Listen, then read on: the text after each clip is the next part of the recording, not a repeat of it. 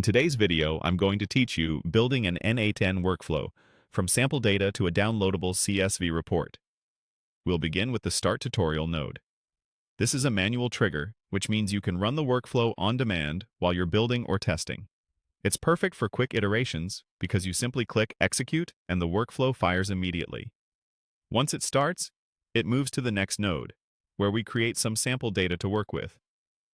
The node named Sample Data generates a small, realistic dataset right inside the workflow.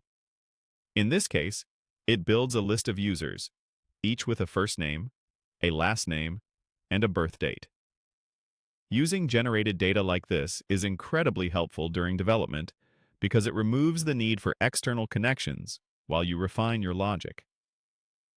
The dataset serves as a reliable input so you can demonstrate how information flows and changes across nodes.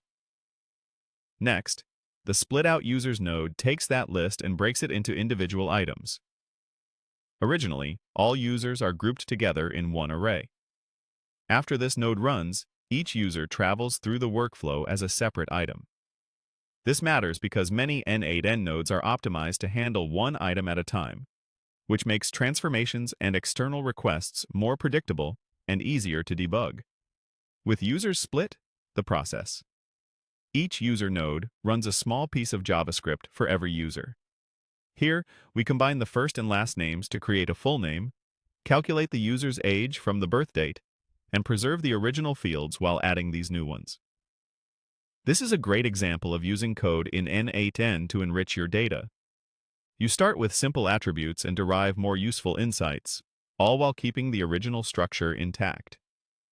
We then move to Fetch External Data, Advanced. This node uses JavaScript to call an external service, sending the user's first name to an API that predicts gender. The response typically includes a predicted gender along with a probability score. Those values are merged back into each user's record, showing how you can augment your items with third-party context to make your automation smarter. After individual processing, the Calculate Average Age node runs once for the whole set. It aggregates all users, adds their ages, and computes the average, returning a single summary item that includes the total number of users and the group's average age. This pattern is ideal for reporting and dashboards.